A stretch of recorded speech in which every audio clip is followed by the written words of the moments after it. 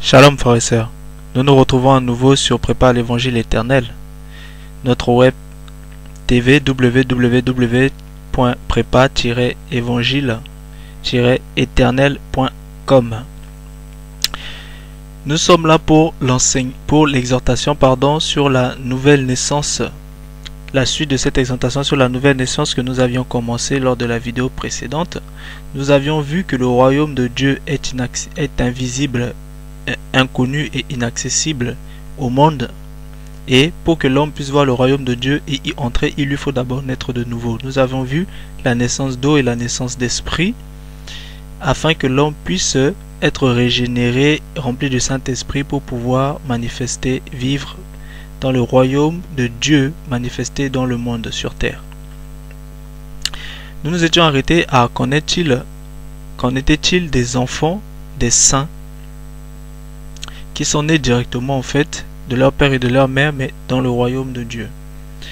Le verset qui nous intéresse, c'est 1 Corinthiens chapitre 7 verset 14. Je lis la parole dans le nom de Jésus-Christ.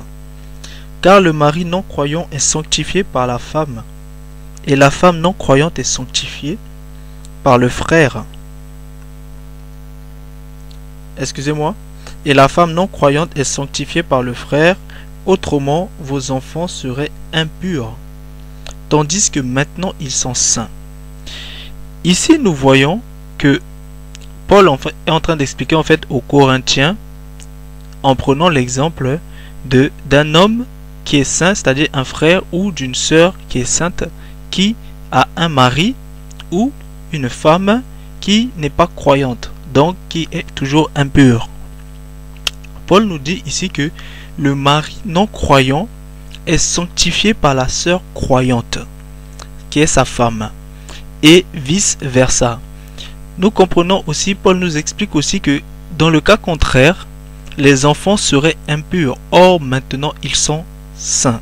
Ce qui nous intéresse véritablement, c'est or, maintenant, ils sont saints. Donc, Paul est en train de nous expliquer que les enfants qui sont issus d'un couple où les deux sont déjà saints, c'est-à-dire nés de nouveau, les enfants sont saints. Nous comprenons aussi que les enfants issus d'un couple croyant où un seul est croyant sont nés saints. Car ils sont nés Christ. Pourquoi? Parce que lorsque on devient une nouvelle créature, nous revêtons en fait Christ.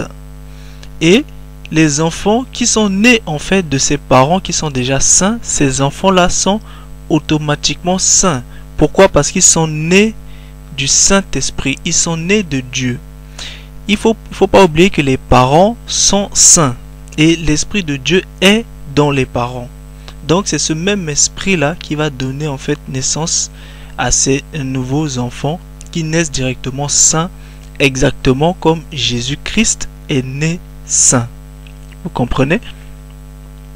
Ici, nous voyons en fait que les enfants sont directement nés nouvelles créatures. Donc, on comprend ici qu'il y a un phénomène en fait qui est distinct de lorsque les parents avaient cru à la parole de Dieu et que les parents, par leur foi dans la parole, ont été régénérés par cette même parole et ont reçu en fait le Saint-Esprit afin que Dieu habite en nous. Ici, nous nous trouvons dans un cas où les enfants sont nés directement de parents qui sont déjà saints avec le Saint-Esprit en eux. Et ces enfants sont nés directement saints, comme nous l'explique ici l'apôtre Paul. Et nous comprenons d'autant plus le cas de Jésus-Christ qui lui aussi était né saint. En fait, il faut comprendre que ces enfants sont nés exactement comme Jésus-Christ lui était né. Vous comprenez? Sauf que ici, le Saint-Esprit est déjà en fait dans leurs parents. Alors que Jésus-Christ, le Saint-Esprit est venu directement en fait dans Marie, la mère du Seigneur Jésus-Christ. Non pas la mère de Dieu, il ne faut pas confondre, mais c'est la mère de Jésus homme. Donc, on comprend ici dans ce cas-là que ces enfants-là n'ont pas eu de baptême d'eau et ils n'ont pas non plus eu du baptême de Saint-Esprit, mais ils sont nés en fait directement saints. Vous comprenez? Ces enfants sont nés de Dieu à leur conception, comme Jésus lui-même est né de Dieu à sa conception. C'est-à-dire, ces enfants sont nés sans péché, comme Jésus lui-même était né sans péché. Parce que quiconque est saint est sans péché. C'est ça ce que ça signifie. Être saint, c'est être sans péché, avec un esprit saint. Vous comprenez? On comprend aussi que cette lignée n'a pas reçu la nouvelle naissance par la foi, par sa foi. Cette lignée des enfants, des saints, qui eux-mêmes sont saints, n'ont pas reçu en fait leur nouvelle naissance, c'est-à-dire leur sainteté, par la foi. Vous comprenez? Mais par l'union des parents qui, eux, sont déjà Christ. Vous comprenez? Ces enfants, il faut bien comprendre que les enfants qui sont saints, les enfants des saints, sont automatiquement saints. Leur sainteté ne vient pas de la foi qu'ils ont eue en croyant en la parole, mais leur sainteté vient de l'union de leurs parents. Tout comme la sainteté de Jésus-Christ vient de son Père, le Saint-Esprit directement. Ces enfants, eux aussi, c'est le Saint-Esprit dans leurs parents qui va leur donner en fait naissance. C'est pourquoi ces enfants sont nés automatiquement saints, vu que leurs parents sont saints.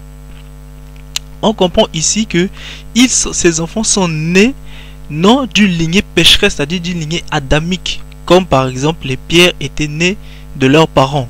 Vous comprenez? Ils étaient nés d'une lignée adamique.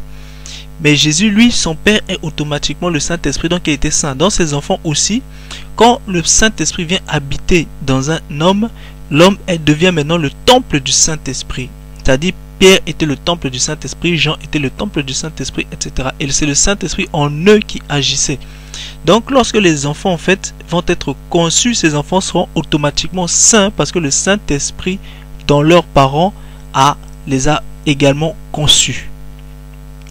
Donc, nous voyons ici que ces enfants sont nés d'une lignée qui n'est pas pécheresse, c'est-à-dire d'une lignée adamique, mais d'une lignée sainte, c'est-à-dire Christ.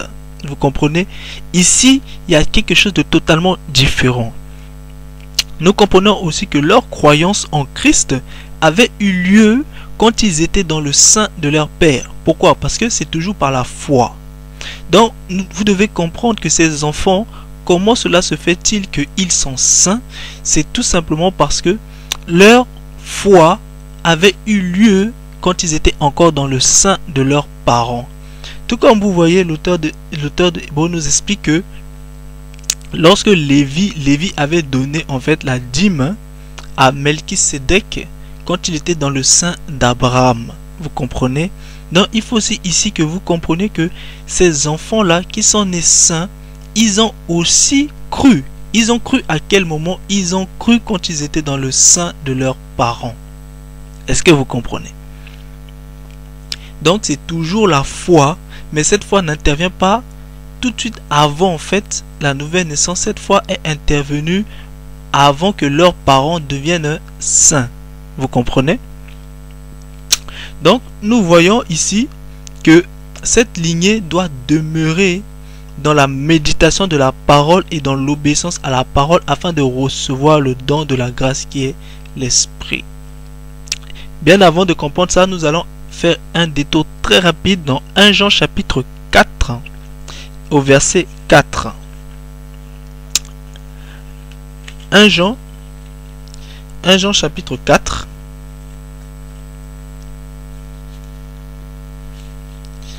1 Jean chapitre 4 au verset 4 nous dit: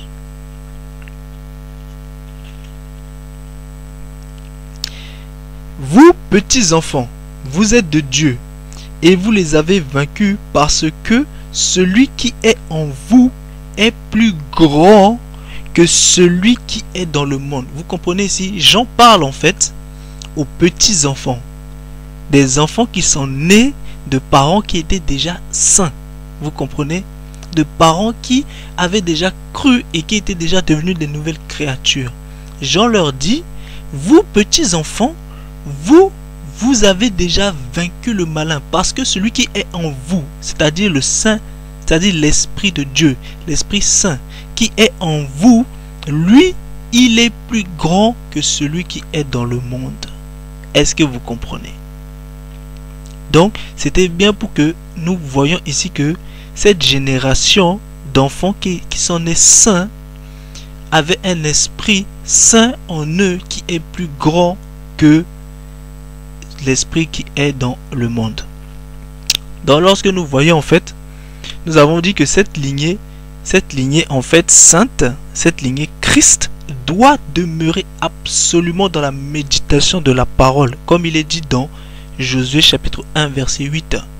Cette lignée doit demeurer dans la méditation de la parole et dans l'obéissance à la parole, afin de recevoir le don véritable de la grâce, qui est l'esprit, c'est-à-dire pleinement. Pourquoi? Parce que ce qui s'est passé ici, c'est que ces enfants, quand ils sont nés, ils sont automatiquement saints. Ils sont faits toujours pareil, corps, âme, esprit. Leur corps, leur esprit et leur âme. Et il faut que vous compreniez ici que l'esprit de ces enfants-là sont déjà saints. Alors que quand vous voyez le cas des Pierre et des Paul, leur esprit était encore adamique, et quand ils vont recevoir en fait Christ, ils seront régénérés et le Saint-Esprit va descendre maintenant dans leur esprit pour leur faire comprendre qu'ils sont une nouvelle créature, comme il est dit dans Romains chapitre 8 verset 16. Mais ici, ces enfants-là sont nés comme Jésus-Christ. C'est très important de comprendre. Jésus-Christ est né corps, âme, esprit, mais son esprit était déjà saint. Ces enfants aussi sont nés d'un esprit qui est déjà saint. Vous comprenez? Donc, nous avons vu en fait que ces enfants doivent demeurer en fait dans la méditation et dans l'obéissance à la parole, afin de recevoir en fait l'esprit véritablement, c'est-à-dire la plénitude, comme Jésus qui croissait en fait en esprit et dans l'obéissance à la parole pour être oint par Dieu. Est-ce que vous comprenez?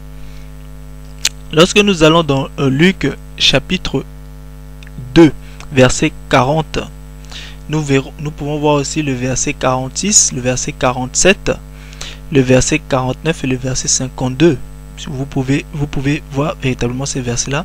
Nous comprenons en fait ici que l'enfant Jésus croissait. On nous dit que l'enfant Jésus croissait et se fortifiait en esprit. Son esprit était déjà saint. Vous comprenez? Donc il croissait et se fortifiait en esprit. Vous le retrouvez aussi dans Luc chapitre 1 verset 80. On nous dit que rempli, c'est-à-dire l'enfant Jésus était rempli de sagesse et la grâce de Dieu était sur lui. La grâce de Dieu, c'est-à-dire l'Esprit Saint de Dieu était sur lui. Vous comprenez? On nous dit aussi dans ces versets que cette sagesse, et nous comprenons aussi que cette sagesse et cette grâce permet à l'enfant de discuter avec des docteurs de la loi ou des docteurs de la parole. Vous comprenez? C'est pourquoi Jésus en fait était capable de discuter en fait avec des docteurs de la loi à l'époque, parce que il était déjà saint et il était la parole. Vous comprenez? Donc les enfants en fait, des enfants qui sont nés saints, sont déjà Christ, c'est-à-dire ils sont déjà parole et ils ont un esprit saint. Donc ces enfants-là ont une intelligence en fait capable de comprendre la parole de Dieu et de discuter avec des docteurs. C'est pourquoi Jésus discutait et comprenait les choses très complexes. Et vous voyez que ici c'est une intelligence surprenante et une conscience qui dépassait forcément les autres. Nous voyons ici aussi que l'enfant sait que c'est Dieu qui est son Père, car il est Christ, c'est-à-dire Fils de Dieu. Vous comprenez? Cet enfant est né directement Christ, donc il sait que c'est Dieu son Père. Tout comme Jésus savait que Dieu était son Père. C'est pourquoi lorsque ses parents l'ont cherché pendant 3 jours, il dit à sa mère: ne sais-tu pas que je dois faire l'œuvre de mon Père? C'est-à-dire l'enfant à 12 ans savait déjà que son Père était Dieu. Pourquoi? Parce qu'il est Christ. Vous comprenez? On voit aussi que l'enfant grandit en sagesse, en stature et en grâce devant Dieu et devant les hommes. Vous voyez, quand l'enfant qui est né d'un couple saint est censé être exactement avoir le même processus que Jésus a eu. Pourquoi? Parce que l'enfant est né du Saint-Esprit, tout comme Jésus était né du Saint-Esprit. Vous comprenez? Quand on va dans Luc chapitre 3 verset 22, nous voyons ici que la plénitude du Saint-Esprit est descendue sur Jésus sous la forme, bien entendu, sous une forme corporelle, comme une colombe, comme il est dit. Et vous voyez ici que il va y avoir le témoignage en fait de Dieu que celui-ci, c'est-à-dire Jésus, est bien son fils bien-aimé en qui il a mis toute son affection, c'est-à-dire tout son amour. Et ici, c'est là que Dieu va révéler en fait au monde son fils, c'est-à-dire le fils de Dieu, c'est-à-dire Jésus-Christ. À quel moment? Quand Dieu va donner en fait la plénitude.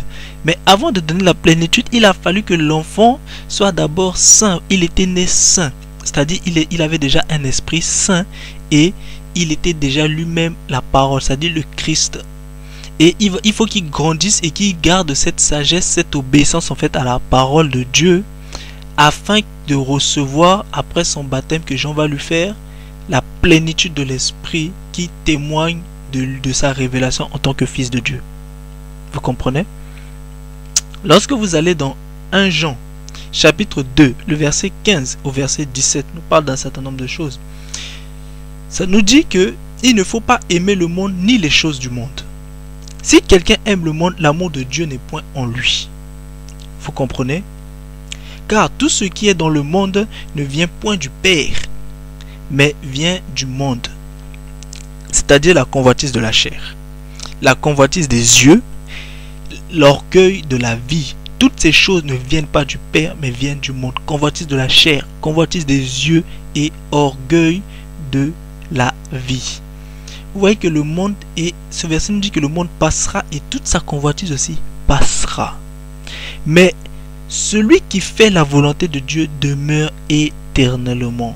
Donc vous comprenez, lorsque l'enfant qui est né de parents saints, s'il demeure dans la parole de Dieu, il demeure dans l'obéissance à la parole de Dieu, et bien il va grandir en sagesse, il va grandir en grâce et il va croître en fait en esprit. Vous comprenez?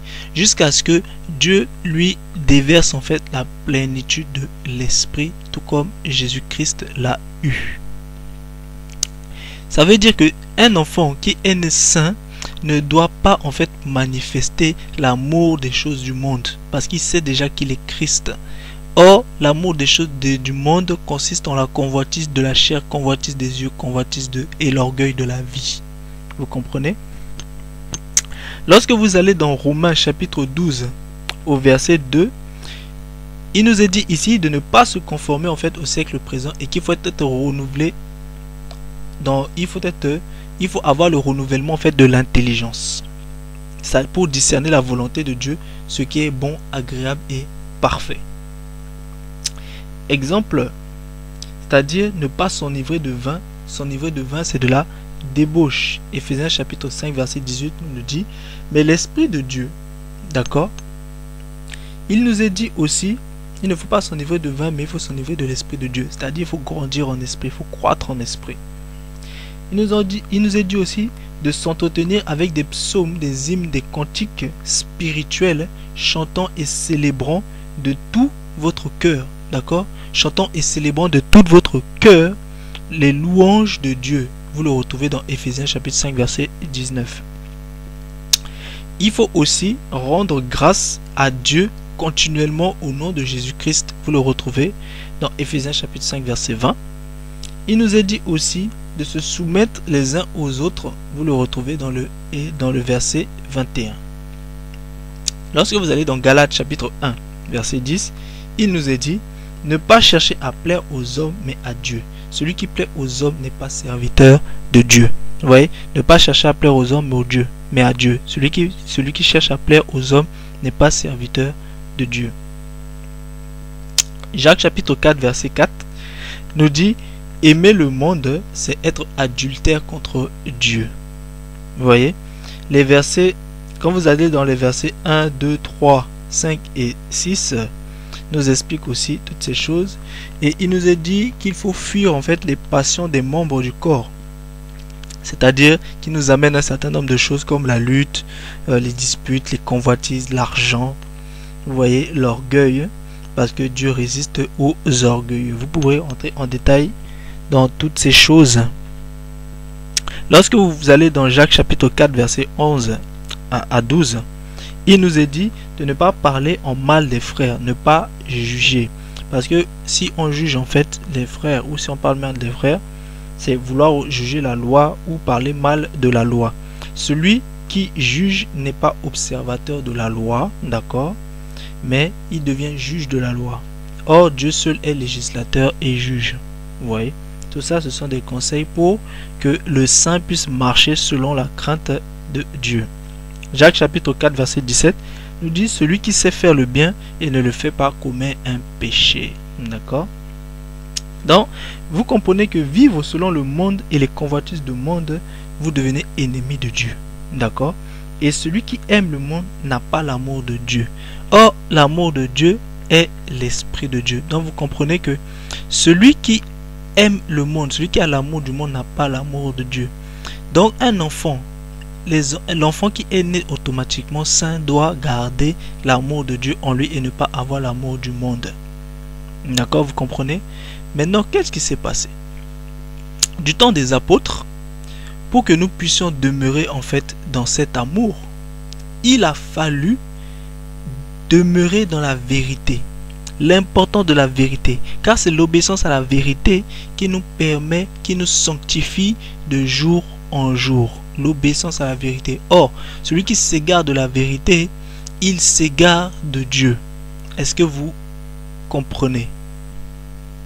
Lorsque vous allez dans 1 Jean chapitre 3 verset 14 à 17, il nous est dit que les enfants de Dieu sont passés de la mort à la vie, car ils aiment les frères. Celui qui n'aime pas demeure dans la mort. Vous comprenez que celui qui n'aime pas son frère demeure dans la mort. Ça veut dire que si quelqu'un est enfant de Dieu, il doit aimer ses frères. Il doit aimer, il doit manifester l'amour, parce que l'amour du Père est censé être en lui. On comprend ici, on nous explique aussi que haïr son frère, c'est être un meurtrier. Et tout meurtrier n'a pas la vie éternelle en lui. Vous comprenez que chacun se juge. La parole dit que chacun se juge. Tout meurtrier, toute personne qui est son frère est un meurtrier. Et tout meurtrier n'a pas la vie éternelle en lui. Si la personne n'a pas la vie éternelle en lui, elle n'a pas l'Esprit de Dieu en elle. Elle n'a pas l'amour de Dieu en elle. Donc elle n'est pas enfant de Dieu. Vous comprenez? Il nous est dit aussi dans 1 Jean chapitre 3 verset 23 à 24 que on nous parle des commandements de Dieu. Dieu a laissé 2 commandements, c'est-à-dire croire au nom de son Fils Jésus-Christ et s'aimer les uns et les autres.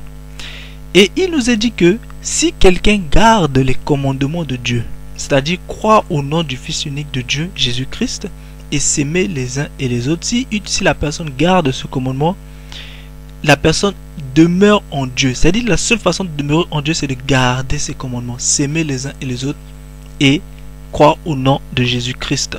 Ça veut dire demeurer en Dieu. Et Dieu demeurera dans cette personne. Comme il nous est dit aussi dans 1 Jean chapitre 5 verset 3 à 5. On comprend ici que quand Dieu demeure en ses enfants, comment? Par l'Esprit qu'il leur a donné. Ce qui nous est précisé dans 1 Jean chapitre 4 verset 9 à 16. Vous comprenez? Et Dieu est amour. Vous le voyez notamment dans Jean chapitre 3 verset 16. Donc vous comprenez que lorsque l'Esprit de Dieu demeure en nous, nous reconnaissons que Dieu demeure en nous. D'accord? Parce que nous savons que Dieu est en nous par son Esprit qu'il nous a donné, c'est-à-dire l'Esprit Saint. Vous comprenez? Donc, l'enfant qui est né de parents saints a automatiquement en fait un esprit saint en lui. Donc, Dieu demeure en lui. Vous comprenez? Tout comme Jésus-Christ avait Dieu en lui. Son esprit était saint. Il était né de Dieu. Et il a demeuré dans les commandements de Dieu, dans l'amour de Dieu. Donc, Dieu a demeuré en lui jusqu'à ce qu'il reçoive la plénitude. Normalement, tous les enfants qui sont nés de parents saints, eux aussi devraient demeurer, s'ils suivent l'exemple de Jésus-Christ, ils vont demeurer en Dieu et Dieu en eux, afin que la plénitude descende ensuite sur eux lorsque Dieu l'aura décidé. Donc nous comprenons que les enfants de Dieu n'ont pas gardé en fait les commandements de Dieu et n'ont pas demeuré en Dieu. Pourquoi? Parce que la vérité a disparu, notamment par les différents conciles qui ont amené en fait la vérité dans l'égarement. Et lorsque la vérité est allée dans l'égarement, les enfants de Dieu ne pouvaient plus demeurer dans la vérité. Et si les enfants de Dieu, c'est-à-dire si si le royaume de Dieu qui avait été installé sur terre de manière spirituelle par l'Esprit de Dieu, automatiquement que la vérité a disparu, les enfants de Dieu croyant marcher dans la vérité. Or, ce n'était pas la vérité, forcément, ils marchaient en fait dans le péché, dans l'impureté. Donc, leur sainteté diminuait. Est-ce que vous comprenez? Donc, vous comprenez que les enfants de Dieu n'ont pas pu demeurer dans le commandement de Dieu. Parce que les commandements de Dieu ont été erronés. Parce que l'évangile a été maintenu captif. Donc, vous voyez que les enfants de Dieu n'ont pas demeuré en fait dans l'amour de Dieu. Donc, l'amour de Dieu n'est pas non plus resté avec ses enfants, car ils ont attristé l'Esprit de Dieu. Vous retrouvez tout cela dans Jacques chapitre 4 verset 5. Vous retrouvez aussi dans Nombre chapitre 11 verset 29. Dans Galates chapitre 3 verset 14. Donc lorsque on attriste en fait le Saint-Esprit de Dieu, l'Esprit de Dieu ne demeure pas non plus en nous. L'amour de Dieu ne demeure pas non plus en nous. Et vous pouvez voir aussi dans Matthieu chapitre 3 verset 16 à 17. Matthieu chapitre 12 verset 32 et chapitre 5 verset 16. Donc vous comprenez que si nous avons attristé l'Esprit de Dieu, l'amour de Dieu ne demeure pas non plus en nous. D'accord? Et l'Esprit de Dieu a quitté en fait les enfants de Dieu. Pourquoi? Parce que l'amour de Dieu ne demeurait pas. L'Esprit de Dieu a été obligé de quitter en fait cette descendance en fait Christ, c'est-à-dire chrétienne. Parce qu'il faut comprendre qu'il y a eu un royaume qui est venu et les enfants, ce royaume a commencé par la foi et les enfants par l'union ont poursuivi parce qu'ils avaient cru quand ils étaient aussi dans le sein de leurs parents. C'est pourquoi Paul a dit ces enfants sont saints. Vous comprenez? Et ce royaume en fait qui était venu de manière spirituelle parce que la vérité a disparu, ce royaume aussi, les enfants de Dieu sont tombés totalement dans l'esclavage et ils n'ont pas demeuré en fait dans les commandements de Dieu, d'autant plus que les commandements avaient disparu de partout, les égarements, toutes les fausses doctrines qui sont rentrées en fait dans la vérité. Donc vous comprenez ici que l'Esprit de Dieu a quitté en fait les enfants de Dieu, car ceux qui marchent et vivent par l'Esprit sont agréables à Dieu, mais ceux qui vivent selon la chair meurent. Et comme les enfants de Dieu, c'est-à-dire les chrétiens, ont vécu selon la chair, ils mouraient. Donc l'Esprit n'a pas pu demeurer. Et quand l'Esprit est mort, automatiquement, quand l'Esprit s'est endormi, automatiquement un autre esprit est revenu, lequel tout simplement l'esprit du prince de la puissance de l'air qui était là auparavant, c'est-à-dire l'ennemi est revenu et l'ennemi a maintenu les enfants de Dieu dans la captivité. C'est toutes ces choses que vous retrouvez dans l'Ancien Testament lorsque le peuple d'Israël est parti par la suite en captivité. De nos jours, nous vivons en fait dans la même réalité, mais de manière spirituelle, dont les enfants de Dieu sont tombés aussi dans la captivité. Lorsque vous allez dans, vous voyez tout cela vous voyez aussi cela dans Galates chapitre 5 verset 13 à 26, c'est-à-dire tous ceux qui vivent selon la chair meurent. Apocalypse chapitre 2 verset 3 montre l'état de cette église. Certaines sont mortes, vous voyez, et d'autres sur le point de mourir. C'est ce que je vous disais, les églises à l'époque déjà étaient, certaines églises comme celle de Sardes étaient mortes, d'autres étaient sur le point de mourir. Et dans Sardes, il y avait certaines personnes qui étaient sur le point de mourir, dont l'Esprit dit, l'Esprit dit alors de raffermir en fait ces personnes-là pour ne pas qu'ils meurent. Vous comprenez? Et les autres églises étaient dans le péché, pas possible, et Dieu avertit, l'Esprit avertissait pour ne pas en fait que l'Esprit les quitte. Comme vous voyez l'église de Laodicée où l'Esprit dit je suis à la porte, je cogne dans celui qui veut ou m'ouvre la porte pour que je puisse entrer. Pourquoi l'Esprit demande à entrer? C'est parce qu'il n'est plus. Pourquoi il n'est plus? À cause du péché. Vous comprenez? Parce que nous n'avons pas demeuré en fait dans les commandements de Dieu. Parce que la vérité avait disparu. Et quand un enfant est né, automatiquement, les parents mettent l'enfant en fait dans différentes choses, que ce soit la sorcellerie, dans des pratiques, etc., etc., totalement dans le monde, les télévisions, etc. Toutes ces choses en fait tuent l'esprit de l'enfant. Et vous comprenez que selon les générations, les enfants demeurent Christ, mais avec un esprit endormi. Vous comprenez? Donc, on voit ici que seules les églises de Smyrne et de Philadelphie demeurent en fait dans l'amour de Dieu, quand bien même reçoivent des persécutions. Les enfants de Dieu qui sont encore vivants sont totalement endormis. C'est l'état dans lequel les enfants de Dieu sont totalement endormis. C'est pourquoi il est écrit: réveille-toi, toi qui dors, et Christ t'éclairera. Est-ce que vous comprenez? Il est temps que les enfants de Dieu se réveillent parce que vous êtes endormis. Quand bien même vous croyez dans la religion, vous êtes endormi. Votre esprit est totalement endormi. Vous comprenez? Donc c'est ça le réveil spirituel, c'est-à-dire le réveil de l'esprit. Dieu doit donner la résurrection à l'esprit. Là, vous voyez que la vérité doit être prêchée. Pour qu'il y ait le réveil spirituel, il faut que la vérité soit prêchée. Il faut que les enfants de Dieu comprennent et acceptent en fait qu'ils sont en esclavage. Quand bien même vous croyez être nés de nouveau, etc. Vous voyez, on a expliqué ici qu'il y avait tout un royaume en fait de chrétiens qui a été manifesté. C'est-à-dire le royaume de Dieu a été manifesté de manière spirituelle et des enfants sont nés dans ce royaume. Mais à partir du moment où la vérité disparaissait, l'esprit en fait mourait peu à peu parce que l'esprit tombait en fait dans le péché, dans les abominations, et l'esprit de Dieu ne pouvait plus demeurer, et l'esprit était maintenant esclave d'un autre esprit. Donc vous comprenez?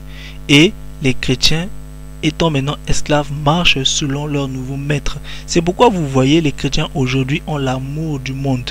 La Bible dit: celui qui a l'amour du monde n'a pas l'amour de Dieu. Alors comment ça se fait que les chrétiens sont chrétiens mais ils ont l'amour du monde? C'est parce qu'en fait il y a un autre esprit qui domine leur esprit. Comme même ils sont dans le milieu religieux, comme même ils croient être nés de nouveau, etc. Et il faut le réveil spirituel. Ce réveil spirituel se passe par quoi? Se passe par la prédication de la vérité. C'est-à-dire qu'il faut que les enfants de Dieu comprennent et connaissent en fait leur état, et ils doivent savoir en fait qu'ils sont endormis, qu'ils sont en esclavage. Donc nous avons vu que la vérité doit être prêchée pour que Dieu puisse ressusciter l'esprit de ces enfants qui sont morts spirituellement. Ceux qui croiront en la vérité ressusciteront leur esprit, verront leur esprit ressuscité. Et leur esprit qui était prisonnier en fait ressusciterait de la mort. Vous comprenez? Et ils grandiront en sagesse, en stature et en grâce, jusqu'à ce que Dieu mette en eux toute son affection, et c'est-à-dire le don de la plénitude du Saint-Esprit. Donc après le réveil spirituel, si vous marchez selon les commandements de Dieu, vous grandirez en grâce et en esprit, afin que Dieu vous donne maintenant la plénitude, tout comme il a donné au Seigneur Jésus-Christ après son baptême. Et c'est ici en fait que vous voyez véritablement la révélation qui a été donnée dans Romains chapitre 8 verset 19 à 23, c'est-à-dire c'est la révélation des fils de Dieu. Que la paix de Dieu soit avec vous et que la grâce du Seigneur puisse vous toucher, afin que chacun puisse comprendre en fait cette exhortation sur la nouvelle naissance. Venez en profondeur sur Prépare l'évangile éternel, afin de pouvoir comprendre en fait par rapport à l'enseignement, car nous rentrons en fait plus en profondeur sur toutes ces choses. Vous voyez ici, il faut le réveil spirituel, mais avant d'avoir ce réveil spirituel, il faut déjà que l'enfant de Dieu, combien même depuis des années il est dans une église, combien même il croit être né de nouveau, combien même il croit avoir le Saint-Esprit, il faut que vous compreniez, il faut que nous comprenions que le royaume de Dieu s'était manifesté depuis en esprit, et comprenez que les enfants des saints sont saints et nous sommes tous tirés en fait de cette lignée. Ça veut dire que à votre naissance, vous étiez déjà Christ. Il faut que vous le compreniez. Vous étiez déjà Christ, mais vous étiez endormi. C'est pourquoi depuis que vous avez commencé à recevoir la parole a commencé en fait à manifester l'amour de Dieu en vous. Ce n'est pas ici un processus de nouvelle naissance comme on vous le fait croire. Il faut actualiser la parole de Dieu. Il faut que Dieu réveille en fait l'esprit de tous ses enfants. Il faut que vous compreniez qu'il faut maintenant le réveil spirituel. Il faut que la vérité soit prêchée. Or cette vérité, c'est: vous êtes en esclavage. Et lorsque vous recevrez cette vérité et que vous l'accepterez, là maintenant Dieu vous révélera maintenant comment sortir de l'esclavage afin d'avoir le réveil spirituel. Et à ce moment-là, vous grandirez en esprit pour aller vers la réception de la plénitude de l'Esprit de Dieu. Que la paix du Seigneur soit avec vous et à très bientôt sur Prépare l'Évangile éternel. Amen.